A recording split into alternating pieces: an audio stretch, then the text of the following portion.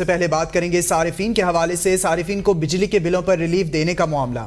IMF نے 400 unit والے بجلی صارفین کے لیے ریلیف کی تجویز مسترد کر دی۔ صرف 200 یونٹ تک بجلی استعمال کرنے والے صارفین سے بلز قسطوں میں وصول کرنے پر اتفاق کر لیا گیا ہے۔ دیکھتے ہیں اسلام آباد سے یہ خصوصی رپورٹ۔